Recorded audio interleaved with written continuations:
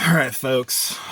I There's just so much going on right now. It's hard to sit here and come up with a topic that covers everything. So this week, I decided that I want to have a conversation about censorship. I've been sitting here watching everybody just absolutely lay into each other about censorship. And in classic American fashion, considering the dumpster fire that we've dragged ourselves into, we are doing it from our separate forts.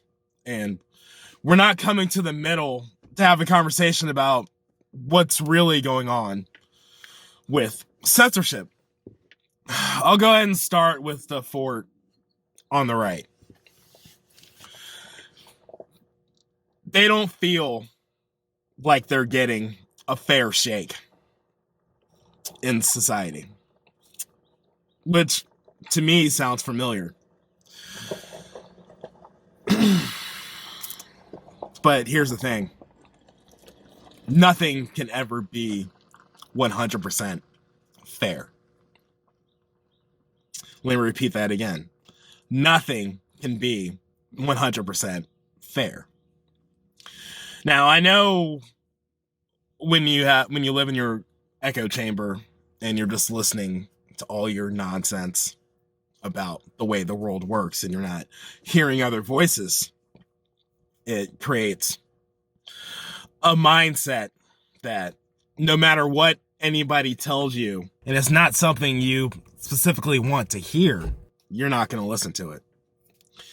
So when we get into this debate about censorship and we talk about the real structural things about censorship and the United States Constitution, because it's being called a right, we get into things like the Constitution clearly states it's a contract between the people and the government. There's nothing in there about business. That's the playing field I'm working with. I'm not saying it's right. I'm not saying it's wrong, but that's the way it works.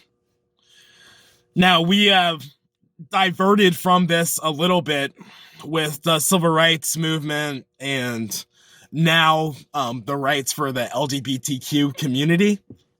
But this is just us stress testing the system. And there is no 100% answer, because you've also go into your freedom of speech is prohibited by the government. When you talk about bringing violence to the president or vice president, you can be in prison for that. And then you also talk about yelling fire in a crowded theater. So let's just put this on the table and get it out there. Our rights are not 100% protected. When we get past the government abridging rights, we get into the way we work as a society. The way that we shun people when we don't like what they do. Now, I've already worked past the situation with the Capitol and Trump.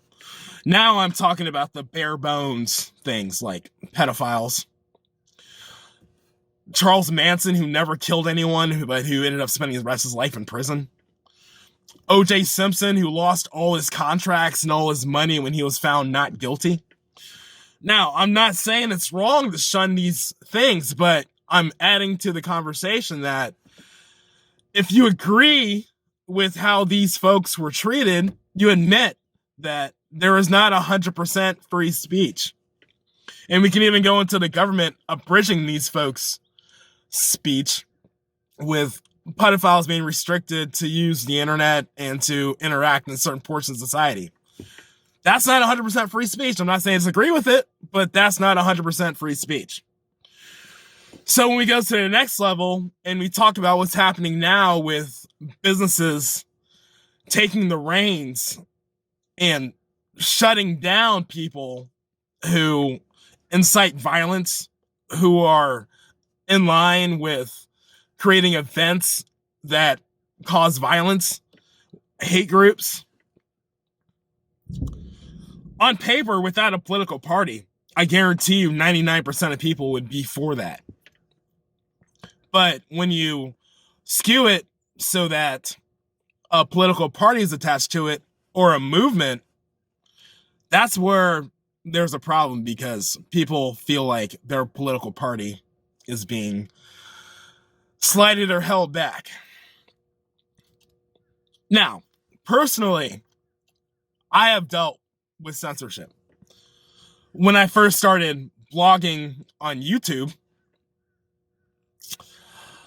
I was monetizing it, and I was told that what I'm saying doesn't fall in line with what the sponsors want, therefore I was demonetized.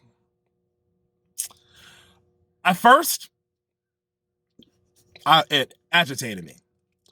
But when I look at how our system works, I said, yeah, it's not right. But when you're talking about a business's money, that's where you run into those lines. What we need is a base set of facts. This is why we have so many people enraged, angry, inciting violence, because they've been boxed in and they feel like they can't be heard. Now, this isn't me saying what they did was right. I'm just telling you what's happening in the world right now. And when they're boxed in and they feel like they can't be heard, and they're in an echo chamber that's telling them the election was rigged, the communists are coming to the street to take over your town, they're going to take away your guns, they're going to take away all your rights, it just inflames the situation. Until we can come together and get a baseline of facts where we all understand that, yeah, this is true, that's a lie, this is true, it's just going to balloon and balloon and balloon until we explode. So what are the consequences for it exploding? It's our democracy. When the people stop having faith in elections, they stop having faith in our government, when elections become winner take all, what happens to the people on the other side of the election? They don't feel like they're represented anymore. It creates chaos. It creates rebellions. It creates the insurrection we saw at the Capitol. So we're going to go the route of punishing everyone who doesn't stand up and say this is wrong in 100% faction? Are we just going to focus on the perpetrators? Or are we going to fix the whole system so that we can start functioning as a society again? If you ask me personally what's going to happen, none of the above. We're just going to keep doing this over and over and over again. Far left elements are going to react, and it's just going to be a bloodbath in the streets. That's what we are marching towards. Is that what you want? That's not what you want. I know that's not what you want. That's not what I want. I want my country to start working again. I want the system to start working again. I want campaign finance reform. I want Joe the plumber. Sorry, not that Joe the plumber. I want Joe the janitor to have just as much of a shot of becoming president of the United States of America as Joe Biden, the lifelong politician. That's what I want, but we're not there. So I'm asking everyone to take a step back and breathe and start having conversations again. That's where this starts. If we look at the impact of corporations doing the job for us, we're going to have an oligarchy, and they're going to start creating laws for us. More than they're already doing through the system, they're going to have their own system, start shunning people for different reasons that everyone's not going to like. You got to find a middle, or that's it. My name is California King.